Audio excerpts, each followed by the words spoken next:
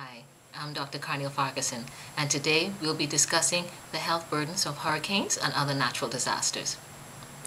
The hurricane season in the Bahamas has just started, and it will run from June 1st to November 30th.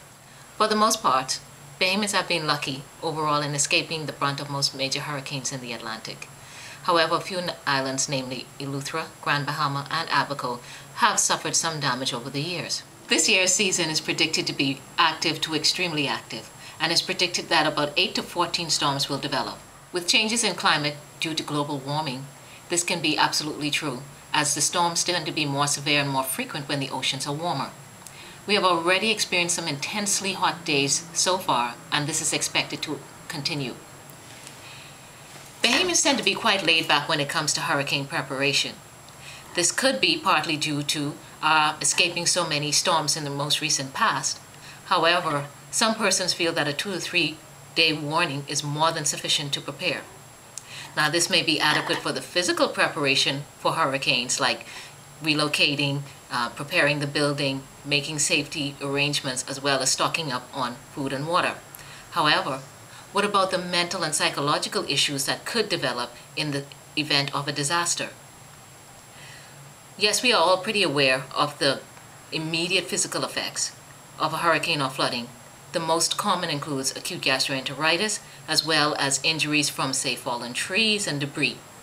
On the other hand, people can be significantly traumatized and experience a sense of helplessness and horror when they either experience a life-threatening event or believe that they or their family are under the threat of serious injury or death as before or during a hurricane.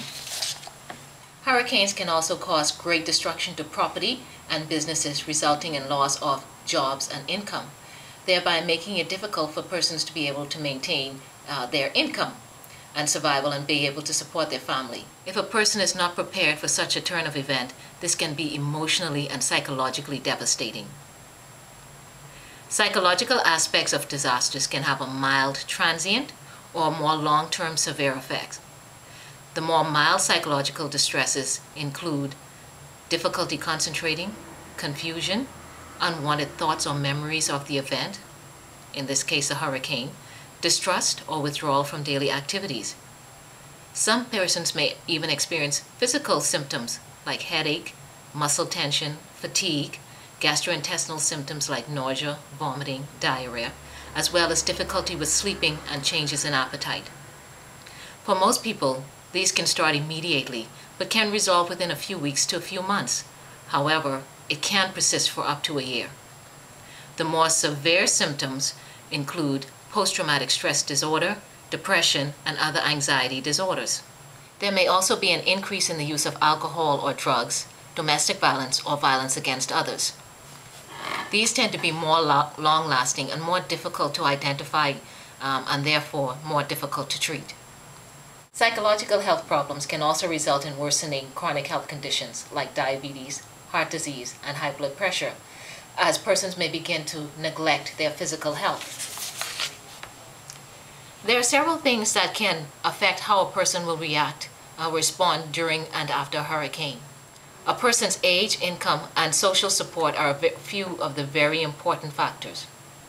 For example, children tend to show extreme emotional distress when there is significant changes, while middle-aged adults tend to suffer more psychological and physical problems when a disaster makes it impossible to meet responsibilities.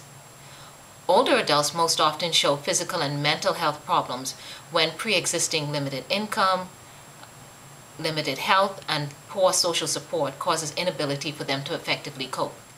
Persons with pre-existing mental or psychological problems will also be more likely to have worsening of their symptoms when faced with a disaster. It is therefore imperative that preparation and recovery from hurricane also involve developing the ability to mentally cope and also to ensure the adequate family, social, and financial supports are in place beforehand. Successful coping involves being flexible, thinking creatively, being willing to try new things, working cooperatively with others, being action-oriented, and having the ability to tolerate frustration or tolerate strong emotions.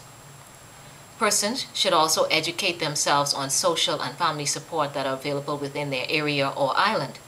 For example, knowing where appropriate shelters are located, securing a safe place for themselves and their family to weather the storm, having adequate cash in hand for emergencies, knowing where and how to access appropriate health care, having or being able to secure sufficient funds, for example, for about 3 months' expenses in case there is a loss of income, having access to suitable living arrangements post-hurricane in the event there is damage or destruction to home or property, and being willing to live at a reduced standard of living or reduced income while recuperating from losses. Other things that can be done to help the situation include keeping to usual routines as much as possible, taking the time to resolve daily conflicts so that they do not add to your frustration, finding ways to relax, turning to family and friends for support, and openly discussing your experiences with them and your experiences and feelings with them, recognizing that you cannot control everything and that you should seek appropriate trained help whenever necessary. It is also extremely important not to neglect the effect of disasters or traumatic events on our children. Children are extremely sensitive to any changes, and we need to make sure they are made to feel safe and secure as soon as possible. Let your child know that it's okay to be scared or feel upset when bad or scary things happen. Encourage them to express their feelings and thoughts without making judgments, and help them to return to their daily routines. If you or someone you know may be experiencing changes related to a previous storm, or any traumatic event for that matter, then seek appropriate help whenever with a medical professional. By doing this, you can get your life back on track and also learn ways to weather the storms. By doing this, you can get your life back on track and also learn how to deal with future storms that are inevitable in all of our lives. Until next time.